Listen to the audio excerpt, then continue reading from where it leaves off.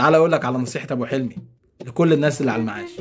الحدوته بيقول لك خرج ابو حلمي على المعاش وفضل قاعد في البيت، وكالعاده كترت انتقاداته لمراته في شؤون البيت يعني، كتر زعيقه بقى وصراخه على الفاضي وعلى المليان. بيقول لك مره يقول اطفوا النور، فاتوره الكهرباء خربت بيتي، اقفلي التكييف يا بنتي، المايه مفتوحه على الفاضي، خساره غسلت الهدوم ونضفت البيت. المهم عامل مشاكل وازعاج طول اليوم، فكل الناس اللي في البيت يعني من الاخر كده لعنوا الساعه اللي طلع فيها معاش، خصوصا مراته.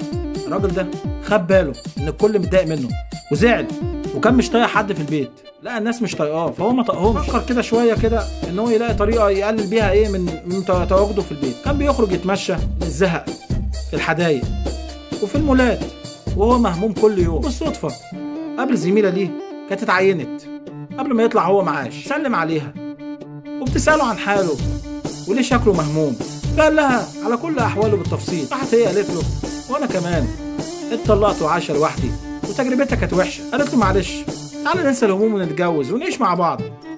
الراجل ما كدبش خبر، وبالفعل اتجوزها على سنة الله ورسوله. تاني يوم الصبح راح لبيت مراته، فبتساله كانت قاعده تحكي مع اختها في التليفون. انتوا عارفين الستات تحب تحكي كده مع اختها في التليفون شويه، مع امها في التليفون، انت عارفين يعني، انتوا اكيد عارفين الكلام ده. قالت له خير يا حاج، كنت فين من امبارح؟ قال لها الحمد لله اتوظفت. الولايه فرحت قوي، مراته يعني اتبسطت.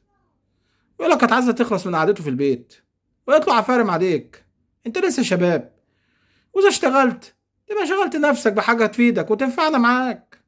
وعلى رأي المثل الحركه بركه يا ابو حلمي. كانت بتساله بقى، سالته وتقول له ايه هو شغلك الجديد ايه؟ قال لها حارس امن ليلي. قالت له ما شاء الله، يجعلها وظيفه مبروكه يا حاج عليك. المهم كل يوم الصبح الراجل ده يرجع البيت لمراته مرهق وتعبان من شغله الجديد، يلاقيها مجهزه له الفطار والمحمر والمشمر، وبعد ما يفطر تقول له باين عليك تعبان، قوم ريح جسمك وانا صحيك الظهر تتغدى وتروح على شغلك وانت مرتاح وشادد حيلك وصالب طولك. بيقول لك بقى وهكذا. الراجل بقى خلاص بقى رجع تاني لسعادته وهيبته واحترامه في البيت، وشغل وقته بحاجه مفيده، والبيت خلاص رجع تاني للهدوء والسكينه، والناس كلها بقت مبسوطه، حتى ابو حلمي بقى مبسوط. يا ريت يا جماعه الناس اللي بتعاني من حاجه زي كده زي الراجل ده كده الطيب ده نستفيد من التجربه واشتغل حارس امن، مكتوبها لك يا حاج. يلا ما تنسوش بقى اللايك والمتابعه لو عجبتكم القصه ولا حد كملها اصلا. مع السلامه، سلام.